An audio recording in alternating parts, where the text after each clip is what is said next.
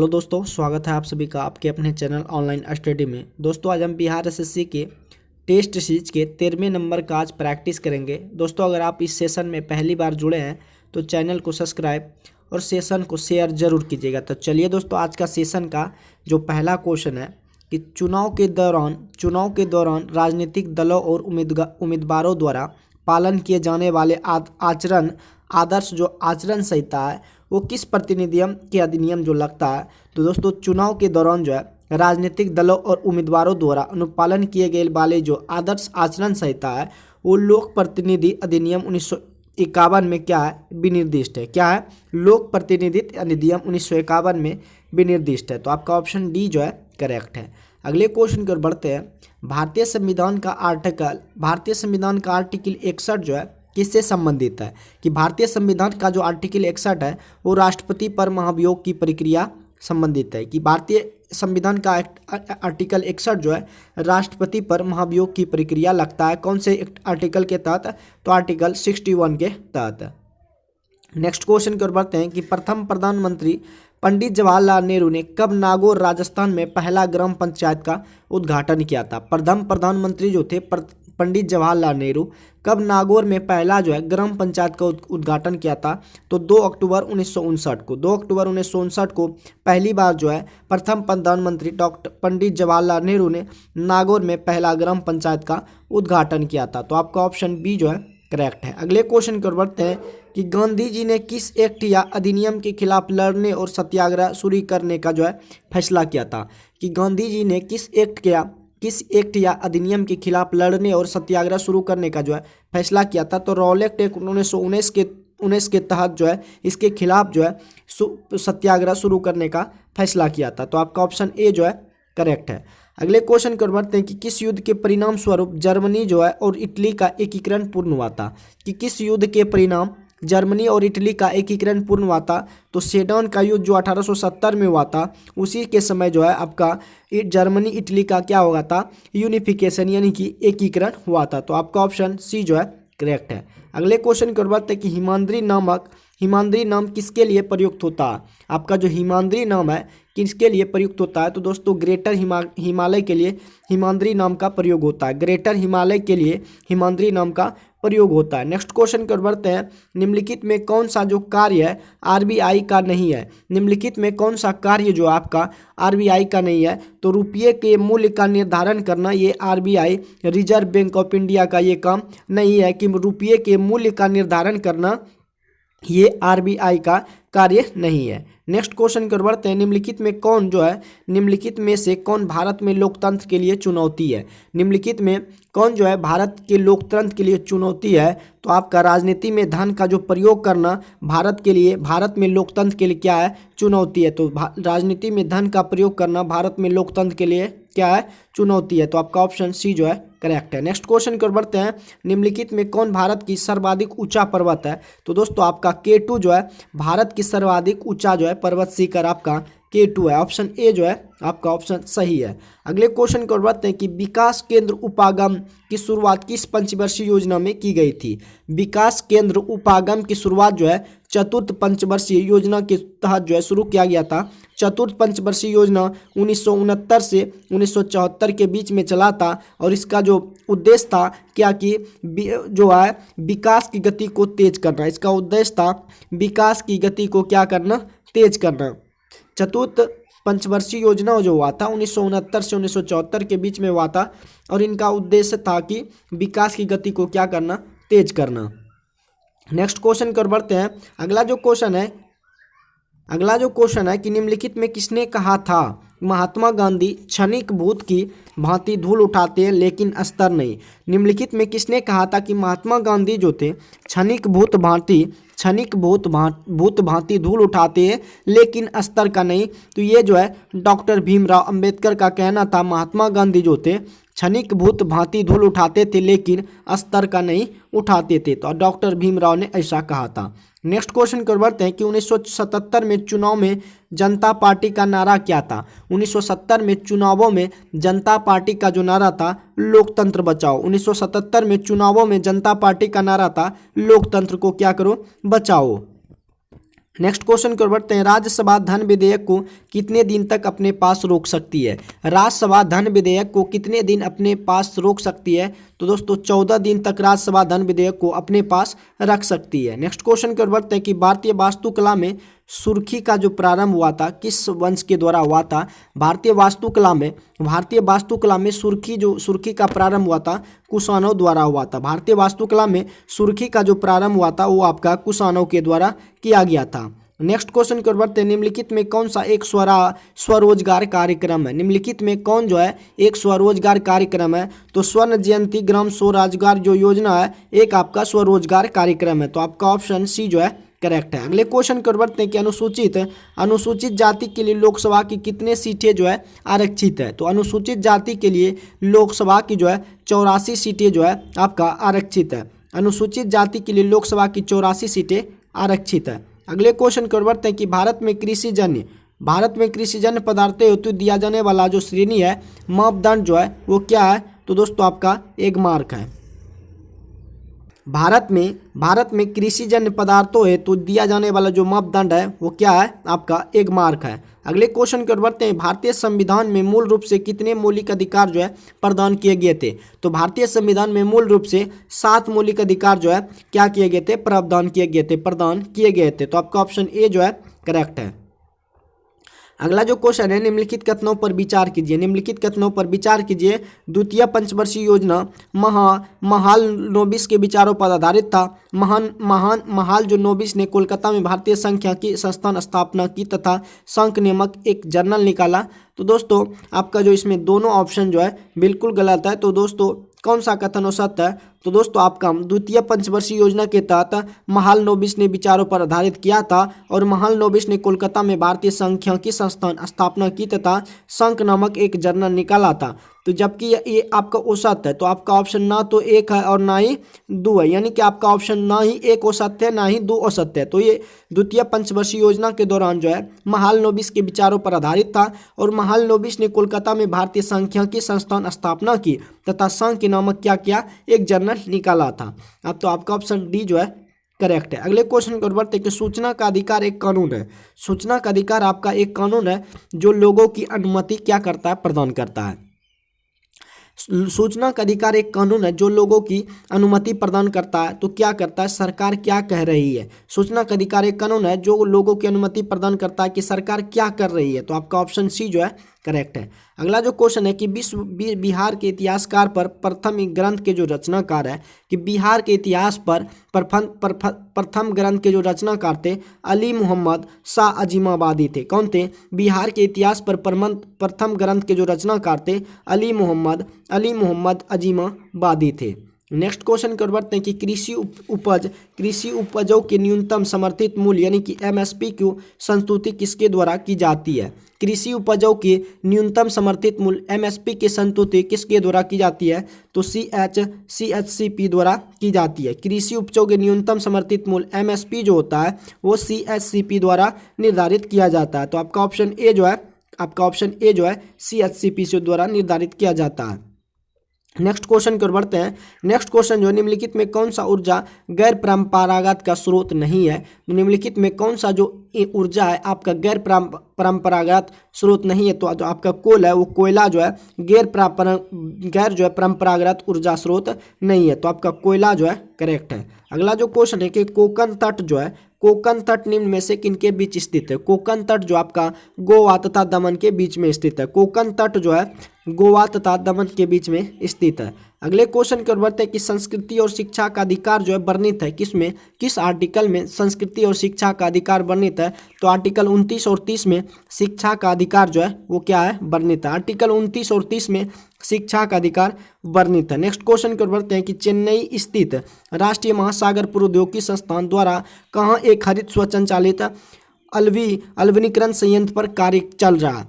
चेन्नई स्थित राष्ट्रीय महासागर प्रौद्योगिकी संस्थान द्वारा कहाँ एक हरित स्वचालित अलवनीकरण संयंत्र पर कार्य कर रहा है? तो दोस्तों लक्षद्वीप में है स्वचालित अलवनीकरण संयंत्र पर क्या है? कार्य चल रहा है। तो आपका ऑप्शन लक्षद्वीप जो है बिल्कुल करेक्ट है। अगला जो क्वेश्चन है, लोकतांत्रिक सुधारों का संबंध होना चाहिए। लोकतांत्रिक सुधारों का संबंध जो है गुड गवर्नेंस से होना चाहिए, यानी कि सुशासन से होना चाहिए। लोकतांत्रिक अगर सुधार चाहते हैं तो सुशासन पर क्या होना चाहिए, सुशासन से संबंध होना चाहिए। गुड गवर्नेंस यानी कि अच्छी सरकार होना चाहिए। अगर लोकतांत्रिक सुधारना चाहते हैं तो अच्छी सरकार होना चाहिए। अगला जो क्वेश्चन है कि भारत में कहाँ झूम की खेती की जाती है। भारत में जो झूम की खेती है वो कहाँ की जाती है, तो दोस्तों भारत में झूम की खेती उत्तर पूर्वी भारत में किया जाता है। भारत में झूम की खेती जो है उत्तर पूर्वी भारत में किया जाता है। नेक्स्ट क्वेश्चन की ओर बढ़ते हैं। निम्नलिखित में कौन सा हिंदुस्तान फर्टिलाइजर्स कॉरपोरेशन लिमिटेड के अधीन नहीं है। निम्नलिखित में कौन सा हिंदुस्तान फर्टिलाइजर्स कॉरपोरेशन लिमिटेड के अधीन नहीं है, तो आपका जो कामरूप है वो हिंदुस्तान फर्टिलाइजर्स कॉरपोरेशन लिमिटेड के अंतर्गत नहीं आते हैं। अगले क्वेश्चन की ओर बढ़ते हैं। एशियाई जो विश्व कप है वो आयोजन स्थल कहाँ पे खेला गया था। निम्नलिखित में आपका जो क्वेश्चन है, निम्नलिखित खेलों में विमेलित विकल्प को चुने। तो दोस्तों एशियाई खेल 2026 में जो होगा वो भारत में नहीं होगा, जबकि विश्व मुक्केबाजी चैंपियनशिप 2023 में भारत में हुआ था। विश्व मुक्केबाजी चैंपियनशिप पुरुष में सर्बिया जो बेलग्रेड में है। एशियाई खेल 2023 में हवांगजू जो हुआ था वो आपका चीन में हुआ था, लेकिन एशियाई खेल 2023 जो है भारत में भारत की मेजबानी नहीं करेगा। तो आपका ऑप्शन एशियाई खेल जो है डी जो है आपका करेक्ट आंसर है। अगले क्वेश्चन को बढ़ते हैं। निम्नलिखित में कौन सरकार के तीसरे अंक के रूप में माना जाता है। निम्नलिखित में कौन जो है सरकार के तीसरे अंक के रूप में माना जाता है, तो दोस्तों सर्वोच्च न्यायालय जो होता है वो सरकार के कौन से अंग है, तीसरे अंक के रूप में जाना जाता है। अगले क्वेश्चन को बढ़ते हैं कि इंडिया डिवाइडे पुस्तक के लेखक कौन थे। तो दोस्तों इंडिया डिवाइडे पुस्तक के लेखक आपका डॉक्टर राजेंद्र प्रसाद है। इंडिया डिवाइडे पुस्तक के लेखक डॉक्टर राजेंद्र प्रसाद है। अगले क्वेश्चन की ओर बढ़ती हैं। नदी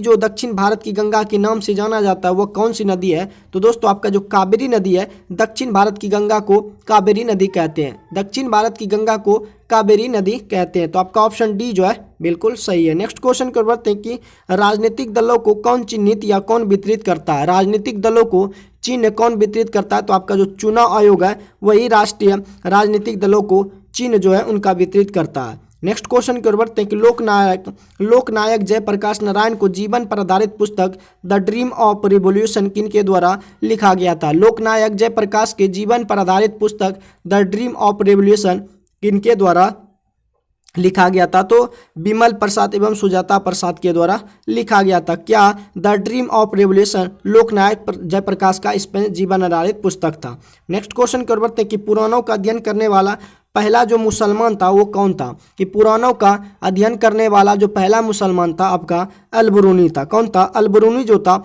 पुराणों का अध्ययन करने वाला पहला मुसलमान था। नेक्स्ट क्वेश्चन की ओर बढ़ते हैं कि 1905 में बनारस में हुए अखिल भारतीय कांग्रेस के अधिवेशन की अध्यक्षता किनके द्वारा की गई थी। 1905 में बनारस में हुए अखिल भारतीय कांग्रेस के अधिवेशन की अध्यक्षता जो है गोपाल कृष्ण खोखले ने किया था, जो महात्मा गांधी के गुरु थे। महात्मा गांधी के गुरु कौन थे? गोपाल कृष्ण खोखले। उन्हीं की अध्यक्षता में बनारस में अखिल भारतीय कांग्रेस की अधिवेशन इनकी अध्यक्षता में किया गया था। नेक्स्ट क्वेश्चन जो है कि राष्ट्रीय आदर्श वाक्य सत्यमेव जयते किस ग्रंथ से लिया गया है। तो दोस्तों ये क्वेश्चन भी बिहार पुलिस में पूछा गया है कि राष्ट्रीय वाक्य सत्यमेव जयते जो है मुंडकोपनिषद से लिया गया। सत्यमेव जयते जो है मुंडकोपनिषद से लिया गया। ये बहुत इंपॉर्टेंट क्वेश्चन है, इसको दोस्तों आपको याद कर ही लेना है कि सत्यमेव जयते जो है किस ग्रंथ से लिया गया है, तो मुंडकोपनिषद से लिया गया है। अगला जो क्वेश्चन है कि महात्मा गांधी ने दांडी जो यात्रा किया था, प्रारंभ किया था, किस ईस्वी को किया था। कि महात्मा गांधी ने दांडी यात्रा जो किया था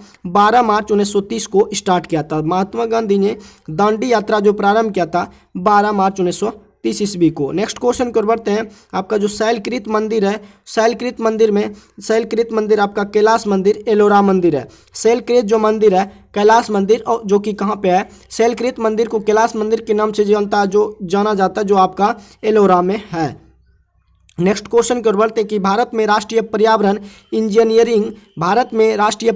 इंजीनियरिंग शोध संस्थान आपका स्थापित है कहाँ पे। तो भारत में राष्ट्रीय पर्यावरण इंजीनियरिंग शोध संस्थान जो है आपका नागपुर में है। कहाँ पे है? नागपुर में है। इंजीनियरिंग शोध संस्थान जो है आपका नागपुर में है। अगला जो क्वेश्चन है कि भूमि के ऊपरी भाग में गहराई बढ़ने के साथ साथ तापमान में क्रमिक वृद्धि की लगभग जो है डैश की वृद्धि प्रति किलोमीटर होती है। कि भूमि के ऊपरी भाग में गहराई बढ़ने के साथ साथ तापमान में क्रमिक वृद्धि की दर जो होता है 35 डिग्री सेल्सियस प्रति किलोमीटर हमेशा क्या होती है, बढ़ती है। तो आपका ऑप्शन बी जो है बिल्कुल सही है। अगला जो क्वेश्चन है कि बिहार राज्य में शहरीकरण की दर जो है कितनी है, तो बिहार राज्य में शहरीकरण की दर जो है 11.29% है। बिहार राज्य में शहरीकरण की जो दर है वो 11.29% है।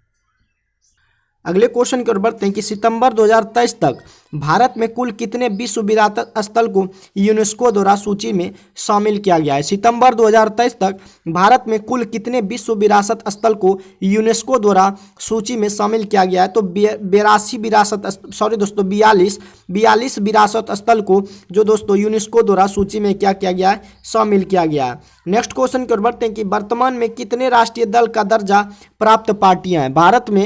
भारत में वर्तमान में कितने राष्ट्रीय दल का दर्जा प्राप्त पार्टियां हैं, तो 6 दोस्तों वर्तमान में राष्ट्रीय दल का जो प्राप्त पार्टियां हैं वो आपका 6 है। अगले क्वेश्चन की ओर बढ़ते हैं। निम्नलिखित देशों की राजधानी का विमेलित शब्द यानी कि विकल्प को चुनिए। तो दोस्तों ऑस्ट्रेलिया की राजधानी है आपका सिडनी नहीं है, ऑस्ट्रेलिया की राजधानी आपका कैनबरा है। ऑस्ट्रेलिया की राजधानी कहाँ है, कैनबरा है। ऑस्ट्रेलिया की राजधानी कहाँ है, कैनबरा। तो यही दोस्तों आपका विमेलित जो है विकल्प है। तो आपका ऑप्शन ए ही है, बिल्कुल सही है। अगला जो क्वेश्चन है कि हाल ही में मुंबई में जलवायु परिवर्तन से निपटने के लिए एक विशेष पद्धति वाला मियावाकी वृक्षारोपण पद्धति को अपनाया गया है। यह मियावाकी वृक्षारोपण पद्धति का तकनीक जो है किस देश से संबंधित है। कि हाल ही में मुंबई में जलवायु परिवर्तन से निपटने के लिए एक विशेष पद्धति वाला मियावाकी वृक्षारोपण पद्धति को अपनाया गया है। यह मियावाकी जो वृक्षारोपण पद्धति का तकनीक जो है किस देश से संबंधित है, तो दोस्तों ये जो है जापान देश से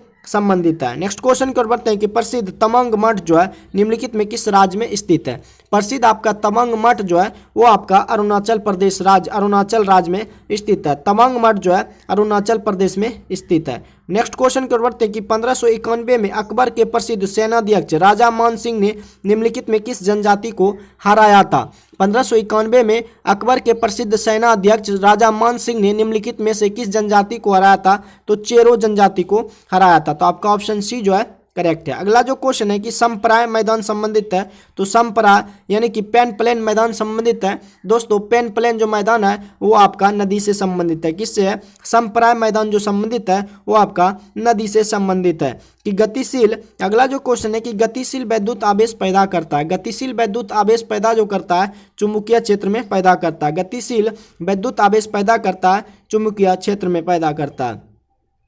नेक्स्ट क्वेश्चन की ओर बढ़ते हैं। मित्र जीवाणुओं, आपका जो क्वेश्चन है कि मित्र जीवाणुओं निम्न जीवाणुओं को उनके रोग के साथ सम्मिलित करें और सही विकल्प को चुनें। तो जो दोस्तों आपका ट्रिपोनोमिया प्लेडियम जो होता है, ट्रिपोनिमा प्लेडियम जो होता है सिल्फिस के कारण होता है। किसके कारण होता है, आपका जो ट्रिपोनिमा प्लेडियम होता है सिल्फिस के कारण होता है। और यार्सनिया पोस्टिस जो होता है प्लेग के कारण होता है। किसके कारण, यार्सनिया पोस्टिन जो है किस जीवाणु के कारण होता है, तो प्लेग के कारण होता है।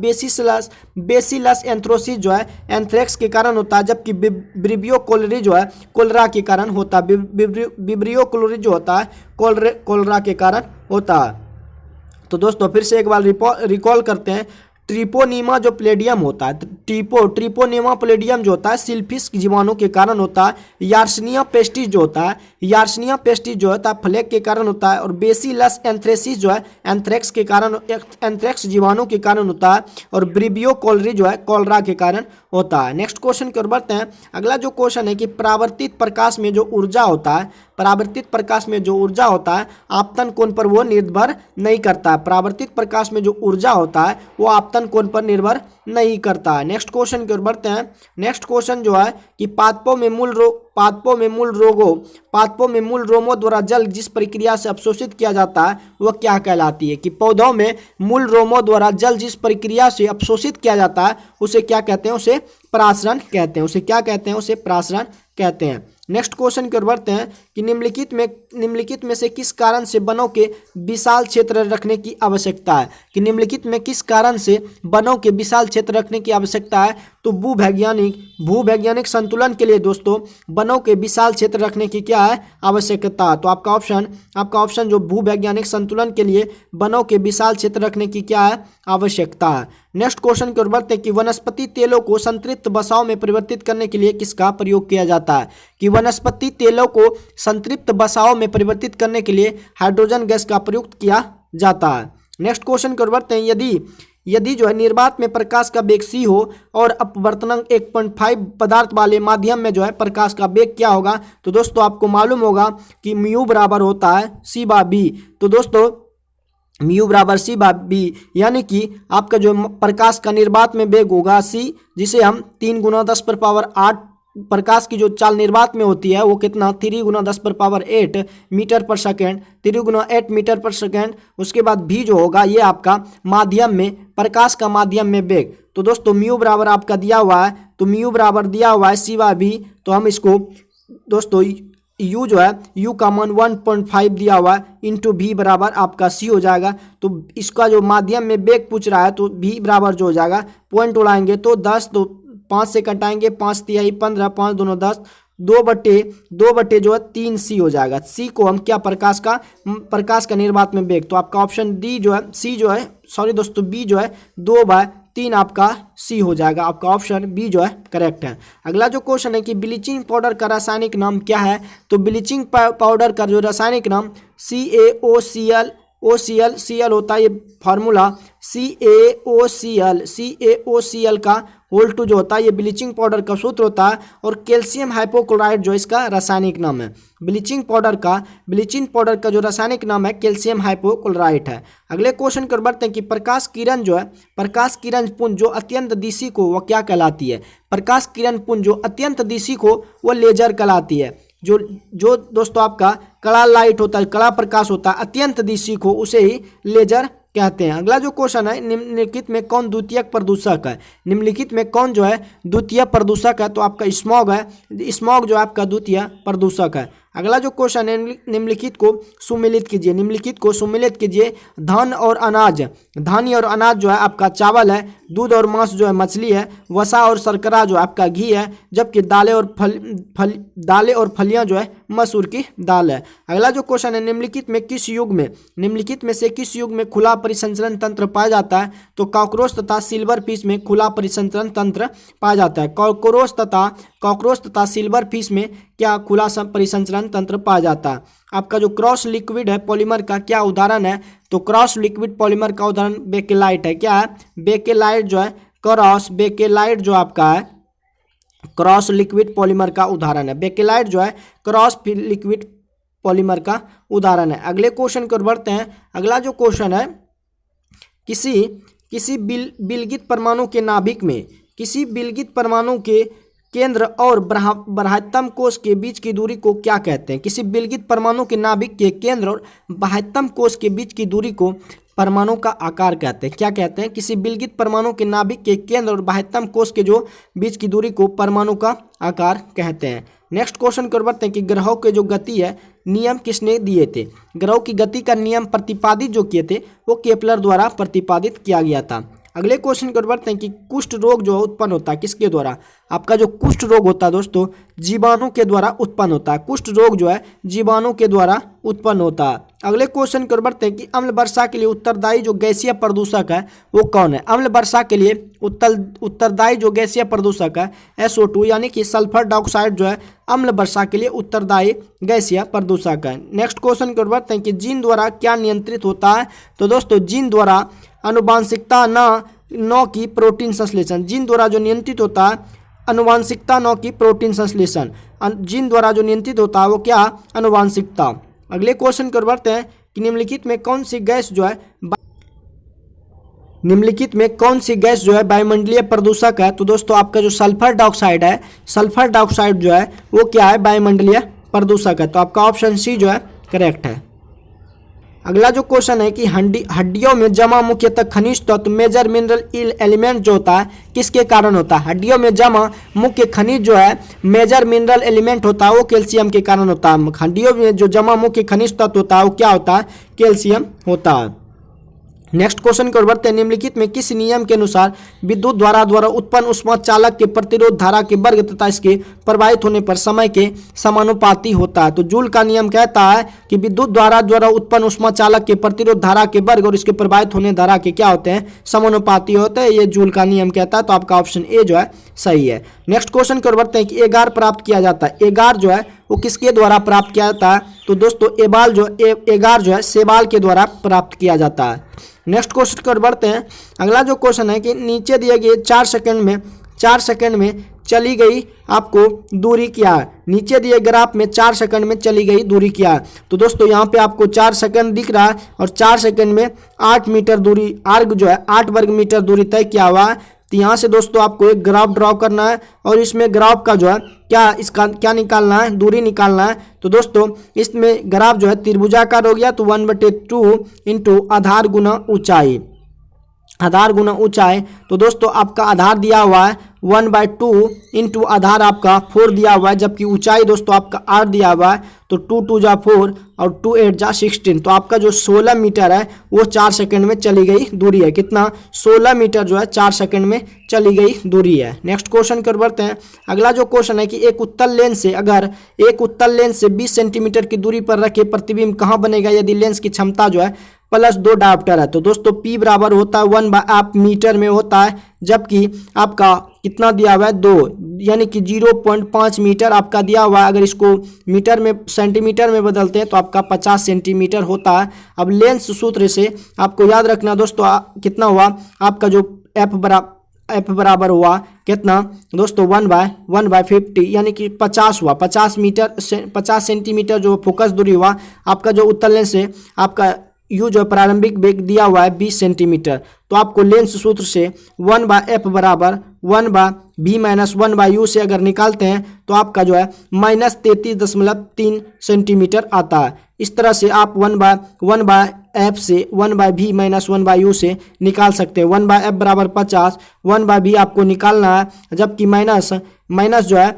-20 दिया हुआ है। तो इधर 1/50 इधर माइनस प्लस फिर माइनस आएगा 1/20 बराबर जो हो जाएगा आपका कितना 1/V।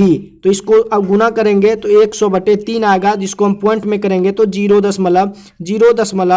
100 से अगर 3 में भागा देंगे तो 33 माइनस में आपका ऑप्शन जो है सी है यही आएगा। अगले क्वेश्चन कर बढ़ते हैं कि माइटोकॉन्ड्रिया का मुख्य कार्य जो है क्या होता है? माइटोकॉन्ड्रिया का जो मुख्य कार्य होता है वो क्या करता है? रेस्पिरेशन करता है। माइटोकॉन्ड्रिया का मुख्य कार्य कोशिका में क्या होता है? रेस्पिरेशन करता है। तो दोस्तों आपका ऑप्शन डी जो है बिल्कुल करेक्ट है। तो दोस्तों बिहार एसएससी के ये जो 13वां नंबर का प्रैक्टिस सेट था जिसमें कि जीके जीएस का जितना भी क्वेश्चन था दोस्तों मैंने उस सारे क्वेश्चन को कवर करा दिया हूँ। दोस्तों अगर ये सेशन आपको हेल्पफुल लगा हो तो वीडियो को लाइक शेयर जरूर कीजिएगा और सेशन को शेयर भी जरूर कीजिएगा। मिलते हैं नेक्स्ट वीडियो में। आज के लिए बस इतना ही। जय हिंद।